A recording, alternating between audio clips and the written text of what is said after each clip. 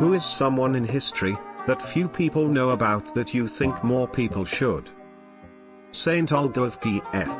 She obliterated the tribe that killed her husband, and then she was beatified as a saint. Did not know about her and looked her up. Holy shit. From the Wikipedia article https://n.wikipedia.org/wiki/Olga_of_Kiev. Greater than after Igor's death at the hands of the Drevlians, Olga assumed the throne because her 3-year-old son Sviatoslav was too young to rule. The Drevlians, emboldened by their success in ambushing and killing the king, sent a messenger to Olga proposing that she marry his murderer, Prince Mal.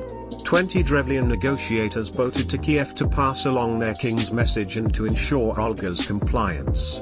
They arrived in her court and told the queen why they were in Kiev, to report that they had slain her husband, and that Olga should come and marry their Prince Mal.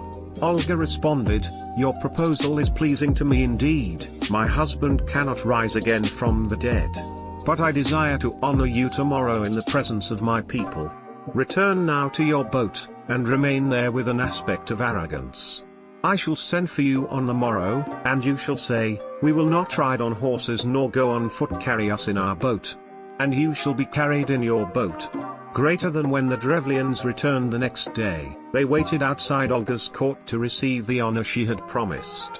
When they repeated the words she had told them to say, the people of Kiev rose up, carrying the Drevlians in their boat. The ambassadors believed this was a great honor, as if they were being carried by palanquin. The people brought them into the court where they were dropped into the trench Olga had ordered dug the day before and buried alive. It is written that Olga bent down to watch them as they were buried and inquired whether they found the honor to their taste. Greater than Olga then sent a message to the Drevlians that they should send their distinguished men to her in Kiev, so that she might go to their prince with due honor. The Drevlians, unaware of the fate of the first diplomatic party, gathered another party of men to send the best men who governed the land of Dereva. When they arrived, Olga commanded her people to draw them a bath and invited the men to appear before her after they had bathed. When the Drevlians entered the bathhouse, Olga had it set on fire from the doors, so that all the Drevlians within burned to death. Greater than Olga sent another message to the Drevlians, this time ordering them to prepare great quantities of mead in the city where you killed my husband, that I may weep over his grave and hold a funeral feast for him. When Olga and a small group of attendants arrived at Igor's tomb, she did indeed weep and hold a funeral feast. The Drevlians sat down to join them and began to drink heavily. When the Drevlians were drunk, she ordered her followers to kill them, and went about herself egging on her retinue to the massacre of the Drevlians. According to the primary chronicle, 5,000 Drevlians were killed on this night, but Olga returned to Kiev to prepare an army to finish off the survivors. I heard this story before, but it still is unbelievable. Witold Pilecki, the Polish officer who volunteered to be captured and taken to Auschwitz, escaped after 2.5 years, composed the first Allied intelligence report on the Holocaust, co-founded the secret Polish army and fought in the Warsaw Uprising against the Nazis. https://n.wikipedia.org/wiki/witold_Pilecki https://n.wikipedia.org/wiki/witold_Pilecki. He hides behind 4859. Definitely Theodora, wife of Justinian I, Empress of the Roman Empire. https://n.wikipedia.org/wiki/Theodora_6th_century. Alexander von Humboldt https://n.m.wikipedia.org/wiki/Alexander_von_Humboldt. Dude's got more places and things named after him than anyone else on the globe, but hardly anyone outside of nature nerds know who he is. Basically he laid the groundwork for guys like Darwin and Charles Lyell and was credited by modern environmentalists and conservationists alike for developing the idea of ecosystems and man's ability to alter/harm them.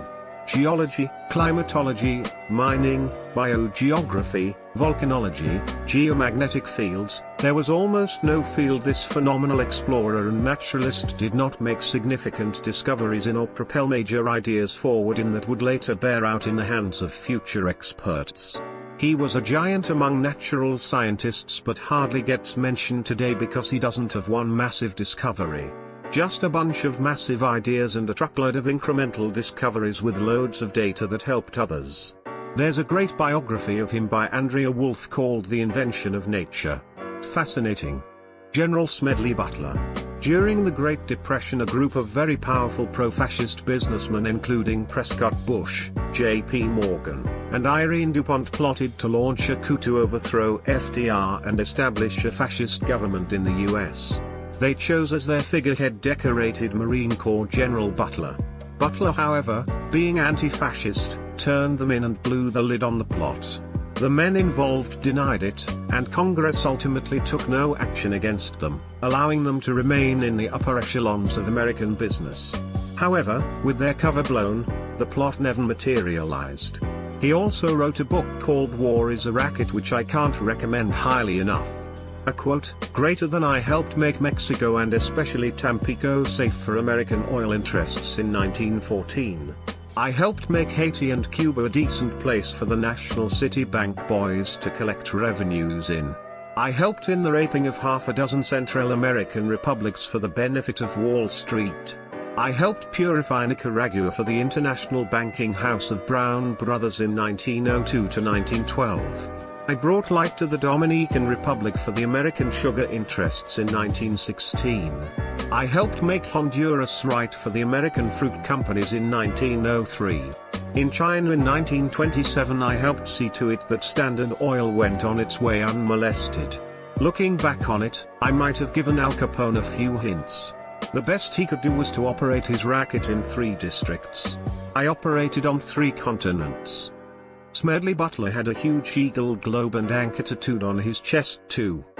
Dr. Francis Kelsey https://n.m.wikipedia.org/wiki/Francis_Oldham_Kelsey. She was a newly hired physician working for the US FDA in the 60s, and refused to approve the drug called thalidomide. https://n.m.wikipedia.org/wiki/thalidomide, for morning sickness, demanding further studies. This is despite the fact that she was facing heavy pressure from the drug manufacturer, and that it was already widely approved in Europe. It was discovered shortly after that thalidomide causes serious birth defects, affecting 10,000 children in 46 countries. In the UK, half of thalidomide babies died within a few months. Because she was so persistent, she is credited with preventing the thalidomide crisis from coming to the US. She was given the President's Award for Distinguished Civilian Service for her actions. If you Google thalidomide babies, the photos are very sad. Tommy Flowers https://n.wikipedia.org/wiki/Tommy_Flowers, designed and built the Colossus. https://n.wikipedia.org/wiki/Colossus_computer, the world's first programmable electronic computer. This guy started it all. He is one of the most ignored great people in history. This man's machine not only was the first programmable electrical computer, but it also served to decode the Enigma, the German World War II cryptographic cipher, which arguably means he indirectly saved thousands of lives. It is a shame that he was wrote out of history, but films such as The Imitation Game, which gave the credit to Alan Turing. Tommy Flowers invested his own money in the construction of the Colossus and worked on it primarily by himself. He also used the £1,000, less than his personal expenses, paid to him by the British government to pay the people that worked on it with him. This man is a true unknown legend of the history of computing. There was a group of studio musicians in the 60s called the Wrecking Crew. They were so talented that they were called in constantly to play the instruments on countless hit records. If a song was popular and a hit in the 60s, odds are these guys were the musicians. The Monkees albums? The Wrecking Crew were the musicians when in the studio. Not who you think played. The Beach Boys? Brian Wilson was the genius of the band and he didn't like going on the road. He'd stay behind and in the studio recording their huge hit records, not with his bandmates, but with the far more talented Wrecking Crew musicians. There's an awesome documentary about them. Most people aren't aware of their place in music history. They were kind of hidden away. When they wanted the best studio recording and instruments played skillfully, the Wrecking Crew were called in. Everyone knows Rhinestone Cowboy, not many know Glenn Campbell pushed out 70 albums in his post-Wrecking Crew career. Me. I'm a nice guy. Confidence, probably totally deserved. Leo Major https://n.m.wiki.org/wiki/L%C3%A90_Major, a Canadian in the Second World War who single-handedly captured a town from the Germans. When he was awarded for the act he turned it down since he thought the general wasn't competent enough to be handing out awards. This was only one of his many badass accomplishments in the war.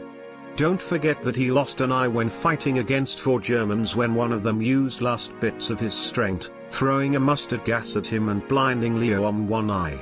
Carlos Hathcock. The sheer size of the balls of this man is astounding. He was a Vietnam War sniper and had a bounty of $30,000 placed on his head by the North Vietnamese Army when the normal bounty for American snipers was $8 to $2,000. One of the most famous missions he did was crawling for days at the pace of inches an hour through multiple lines of enemy soldiers guarding the perimeter of a camp so that he could kill a North Vietnamese Army general. The mission was so secretive that when people were told about it, all that was said was that it was extremely dangerous, but Hathcock still accepted it and even turned down having a spotter because he believed that made it too risky and he didn't want to risk the lives of any other Marines. There's a video about him made by the Infographics show on YouTube that I highly recommend. It details his life much better than my short summary. Belisarius should be considered one of the greats of military leadership. Easily as good as any classical general, and far better than people who earned the epithet the Lion-Hearted. The only reason we don't revere him on the same level as Scipio Africanus is that the Great Schism has soured the Western palate for one of the greatest Christian empires to have existed.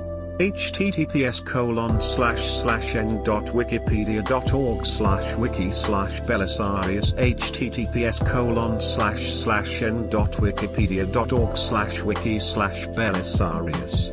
Henrietta Swan Leavitt Hubble wouldn't have been able to show the universe was expanding if she'd not come up with a method for determining distance to the variable luminosity stars known as Cepheid variables. She did all this during a backdrop of sexism in science where females weren't even allowed to professionally be astronomers. Even though qualified, they were put to tasks like documenting photographic plates that the male astronomers had taken. And from doing that she noticed certain stars dimmed and shone brighter at intervals and realized that when plotted on a graph of luminosity over time those intervals were regular and that from that apparent luminosity a true luminosity could be calculated and thus distance too.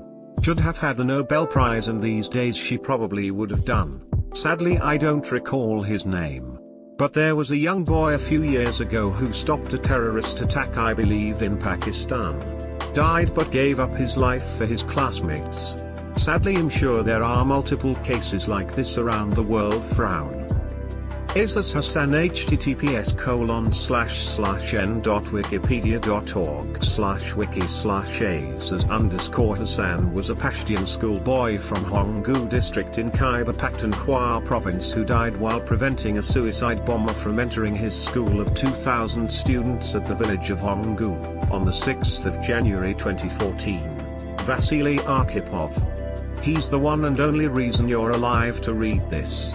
During the most tense part of the Cuban Missile Crisis blockade, some cowboy commander in a US Navy ship thought it would be a good idea to drop practice depth charges on a Russian sub it had detected to force it to surface.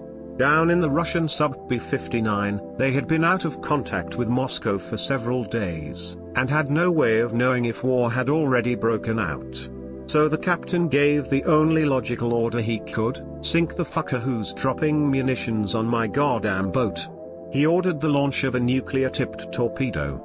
Make no mistake about this, if that torpedo had been fired, none of us would be here today, the world be a radioactive wasteland.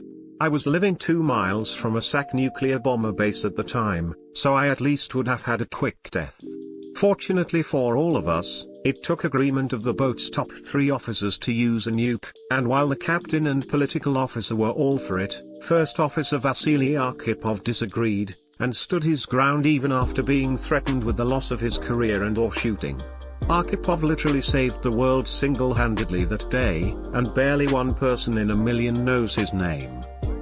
I wouldn't say he's the single reason, only because Stanislav Petrov https://n.wikipedia.org/wiki/Stanislav_Petrov exists. Greater than on the 26th of September 1983, the nuclear early warning system of the Soviet Union reported the launch of multiple USAF Minuteman intercontinental ballistic missiles from bases in the United States. These missile attack warnings were felt to be false alarms by Stanislav Petrov, an officer of the Soviet Air Defense Forces. This decision is seen as having prevented a retaliatory nuclear attack against the United States and its NATO allies, which would have resulted in an immediate and irrevocable escalation to a full-scale nuclear war. Investigation of the satellite warning system later determined that the system had indeed malfunctioned. More about that story here: https://n.wikipedia.org/wiki/1983_Soviet_false_alarm_incident. Claudette Colvin. She was 15 years old when she refused to give up her seat to a white person on a Montgomery, Alabama city bus. This was 9 months before Rosa Parks. They didn't acknowledge it because she wouldn't have made a good spokesperson, or so I'm told. Rosa Parks was an activist and was coordinating with lawyers preparing a legal challenge. Unfortunately, an untrained 15-year-old with no lawyers wasn't going to change much. James Lafayette. He helped Virginia win the American Revolutionary War, despite being a slave. He could also read and write. He took his last name after Lafayette, a French commander helping George Washington, who helped him earn his freedom. Stanis Petrov https://n.m.wikipedia.org/wiki/Stanislav_Petrov stopped a nuclear war. I mean, the man had fucking balls of steel. He was told the USA has fired 5 nukes, we must retaliate, and instead of telling his superiors like a good soldier, he trusted his gut and held it up. It was literally one man who held it up and stopped the end of the world by saying nothing. Then, after getting proven right and getting praised, he didn't try and get rewarded because he knew if he was rewarded, the guys working on the project would have to be punished. Not only that, he then gets reprimanded not for potentially letting his country get nuked but for failing to document it. Thomas Midgley Jr., chemical engineer who created 2 of the most deadly and environmentally damaging substances ever. https://www.smithsonianmag.com/smart-news/1 man 2 deadly substances 20th century 180963269/ leaded gasoline in 1921 to prevent car engine knocking, and dichloro-difluoromethane, or more popularly known as Freon, as safer, more stable refrigerant, in the early 1930s, both of which caused considerable damage to the environment before each were banned in the US. Midgley died long before the true negative impacts of his creations became known, ironically by a device of his devise. When he became disabled from polio, he invented a rope and pulley system to help him get up, but became entangled one day and strangled himself.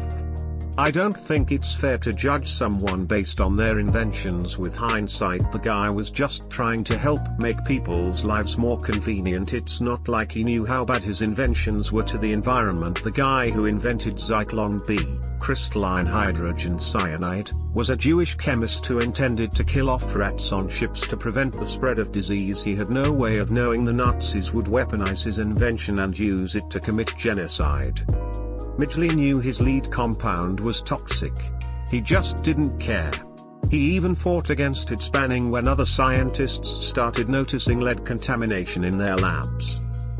Raoul Wallenberg was a Swedish diplomat who saved tens of thousands of Jewish people in Hungary by playing on the Nazi love of official-looking documents. He created fake passports and protective documents, named Jewish housing blocks made up Swedish extraterritorial zones, dragged people off of trains deporting Jews to concentration camps, claiming they had Swedish protection, and literally dove into rivers to save people being executed. He was incredible and not enough people know of his heroism. Here's a whole bunch of sources: https://www.ushn.org/collections/bibliography/Raoul Wallenberg. Also there's a great podcast episode of Behind the Bastards about him. Virginia Hall and her prosthetic leg, Cuthbert. https://www.npr.org/2019/04/18/711356336/A woman of no importance finally gets her due, considered to be one of the greatest spies of World War II. A woman so badass, she escaped the Nazis closing in to arrest her by walking 50 miles in 3 days over the Pyrenees to Spain in heavy snow. Purportedly, Klaus Barbie considered her the most dangerous spy alive. Likewise, Nancy Wake. She literally killed a Nazi with a karate chop once. Norman Borlaug. https://n.wikipedia.org/wiki/Norman_Borlaug is part of the reason why we can feed billions of people. Fritz Haber. https://n.wikipedia.org/wiki/Haber_process is another part of the reason, with a method to make cheap fertilizer. Wasn't he the guy who invented the mustard gas and the gas Hitler used on Jews? Billy Dawes and Samuel Prescott. Paul Revere is only famous because his name rhymed with things. Dr. Weary Dunlop was an Australian doctor who chose to remain with injured troops rather than be evacuated in World War II. As a prisoner of the Japanese, he did everything he could to save lives. At one point he had to operate to remove an appendix, just as the patient was under the Japanese burst in dragged him out. They beat him up and interrogated him about the location of a radio. At one point he shouted, "I wouldn't bally well tell you even if I did know." After 3 days he was released and went straight back to the surgery. Patient lived. Another time during the busy time in the Burma Railway, the Japanese were sending men who were deathly ill from the hospital. He told the Japanese commander that this was murder and after the war, he would see him hanged. Wherever he went he provided the best possible care, often raising morale. Very often the only equipment he had was a maggot and a sharpened spoon. It became evident after the war that the better survival rates of Australian soldiers was down to his efforts. An unhung hero of the finest sort. Unlike many officers who once captured who refused to lift a finger for their charges, Weary Dunlop put his life on the line over and over again. https://n.wikipedia.org/wiki/weary_Dunlop https://n.wikipedia.org/wiki/weary_Dunlop, and he lived to see the Japanese officers hung. Susanna Salter. https://n.wikipedia.org/wiki/Susanna_m._Salter, the first woman to ever be elected mayor in the United States. In 1887, as a joke, a group of men snuck her name onto the ballot, intending to show how little support women would get if they ran for office, which would demoralize them and discourage them from trying in the future. She ended up winning with a whole 60% of the vote, and served 1 year as the mayor of Argonia, Kansas at the age of 27, for which she was paid $1. Her story was covered by the New York Sun, and reached as far as Sweden and South Africa during her lifetime. So the first female mayor in America was an Argonian woman? Was she a lusty maid perhaps? If there's a town called Argonia, is there a town called Carjit? Hugh Thompson Jr. https://n.wikipedia.org/wiki/Hugh_Thompson_Jr. was a U.S. Army major who helped end the My Lai massacre of civilians in Vietnam. He and his crew blocked off and threatened US soldiers participating in the massacre, and personally escorted and evacuated a number of Vietnamese civilians, including children. When he testified against the soldiers and officers who allegedly committed these war crimes, he was condemned and ostracized across his country. He developed PTSD, alcohol dependency, and a number of other problems, but continued to work in the army and as a helicopter pilot. The My Lai massacre is, in my opinion, one of the single most important events that should be taught to high school students, supplemented with Abu Ghraib and singular events such as Robert Bale's massacre of Afghan civilians in Kandahar. Too often in the US we place the military above reproach when they have been found to be susceptible to inhumanity as much as anyone else. As much as I or any other American wants to trust and love the members of the armed forces, we must never forget that we cannot blindly trust anyone to do the right thing or to act ethically when they can be persuaded by nothing more than a wink or a blind eye from an authority figure. A military without oversight and unrestrained inevitably devolves into the worst humanity can imagine.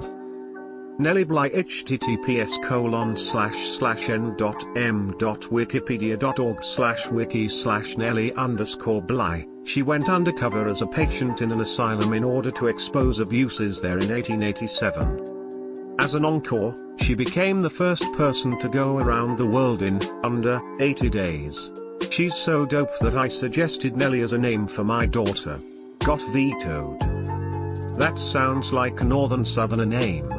Bunny Roger, World War II hero, fashion designer. He was known for having immense courage under fire, dragging fellow soldiers from burning buildings and such, apparently all while wearing his signature chiffon scarf, and once when someone asked him what to do about the approaching Germans, he said, when in doubt, powder heavily. Also upon returning from World War II he said, now that I've killed so many Nazis, Daddy will have to buy me a sable coat. So like flamboyantly gay super soldier and inventor of the capri pant. Sounds kind of gay. Extremely. James Harrison https://n.wikipedia.org/wiki/James_Harrison_blood_donor, had a rare blood type that cures rhesus disease in babies. Donated blood over 1,000 times and saved an estimated 2.4 million babies. One of those 2.4 million was his own grandson. His daughter got a shot with the antibodies he provided after she gave birth. He was even donating blood a week after his wife of 56 years passed away. Truly an exemplary human. It's a bit startling that I never heard of him until just now. Thanks for educating me. Morris Hilliman https://n.wikipedia.org/wiki/Morris_Hilliman, created the vaccines for measles, mumps, hepatitis A, hepatitis B, chickenpox, meningitis, pneumonia, and Haemophilus influenza, and like 3 dozen other things. Jonas Salk literally put his life and his family's life on the line to prove his polio vaccine worked. Sometimes I wish his ghost would come back and murder the people who are behind the anti-vax campaign. Well, that settles it, pal. You and me team up to get some poltergeists up in this bitch.